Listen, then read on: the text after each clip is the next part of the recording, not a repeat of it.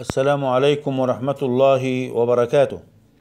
حديثنا اليوم عمن جعلها الله سكنا وجعلها سببا للمودة والرحمة، عمن جعل الله الجنة تحت قدميها، عن شقائق الرجال ونصف المجتمع.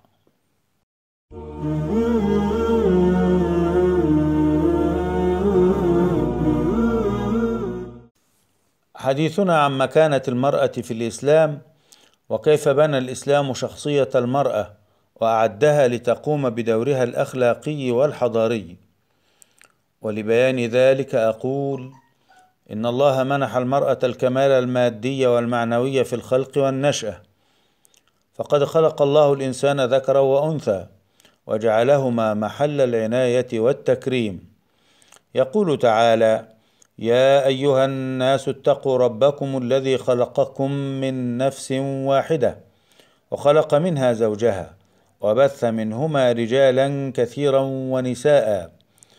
والمرأة مشمولة في روحها بالنفخة الإلهية التي تفيض عليها بمعاني العبودية والصلاح.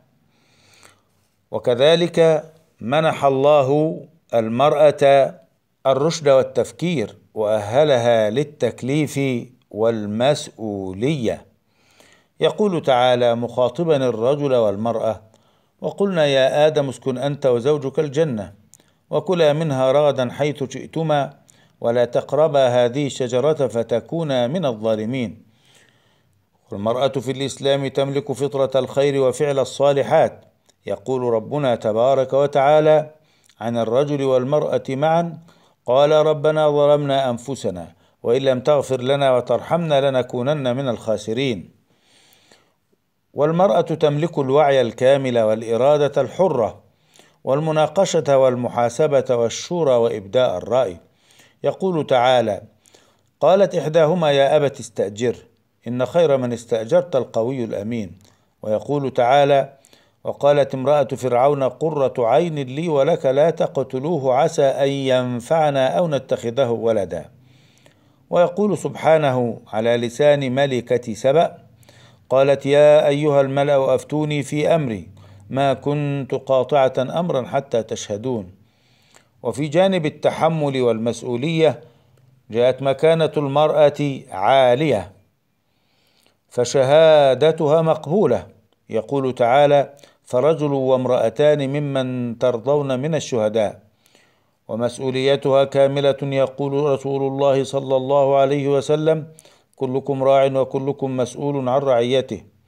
وذكر في الحديث: والرجل راع في أهله ومسؤول عن رعيته، والمرأة راعية في بيت زوجها ومسؤولة عن رعيتها. ويؤكد النبي صلى الله عليه وسلم ذلك في قوله: ألا وإن لكم على نسائكم حقا ولنسائكم عليكم حقا. والمرأة تقف مع الرجل على قدم المساواة أمام الله سبحانه وتعالى، عبادة وعبودية، مكانة وفضلا، وتلك قاعدة قرآنية. يقول تعالى: فاستجاب لهم ربهم أني لا أضيع عمل عامل منكم من ذكر أو أنثى بعضكم من بعض. وما ذكر القرآن الكريم خلقا حسنا إلا وشاركت فيه المرأة الرجل. يقول تعالى: إن المسلمين والمسلمات والمؤمنين والمؤمنات والقانتين والقانتات والصادقين والصادقات والصابرين والصابرات والخاشعين والخاشعات والمتصدقين والمتصدقات والصائمين والصائمات والحافظين فروجهم والحافظات والذاكرين الله كثيرا والذاكرات أعد الله لهم مغفرة وأجرا عظيما. ومن النساء من بلغن درجة الكمال المعرفي والأخلاقي والإيماني، وكانت منهن أم المؤمنين خديجة، وأم المؤمنين عائشة، والسيدة فاطمة الزهراء، وامرأة فرعون، وأم موسى كما جاء في الحديث الصحيح. وتتميز مكانة المرأة عن غيرها بأمور منها أنها أصل في التواصل والتراحم بين الناس جميعا. وفي الحديث: أنا الرحمن خلقت الرحم وشققت لها اسما من اسمي، فمن وصلها وصلته ومن قطعها قطعته. أن الجنة تحت قدميها، وفي ذلك يقول رسول الله صلى الله عليه وسلم: الجنة تحت أقدام الأمهات. أنها تحقق للإنسان الاستقرار النفسي، وفي ذلك يقول النبي صلى الله عليه وسلم عندما سئل عن أحق الناس بحسن الصحبة فقال: أمك ثلاثة وأبوك واحدة، مما يؤكد فضل مكانتها وعلو قدر المرأة. يقول تعالى: وصاحبهما في الدنيا معروفا.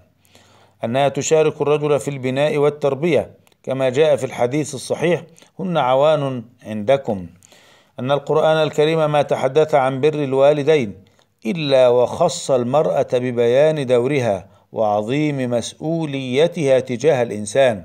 يقول تعالى: ووصينا الإنسان بوالديه حملته أمه وهنا على وهن وفصاله في عامين أن اشكر لي ولوالديك إلي المصير.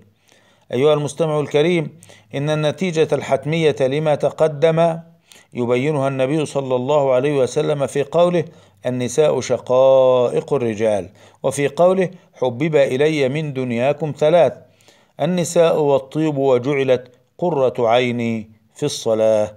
والسلام عليكم ورحمة الله وبركاته.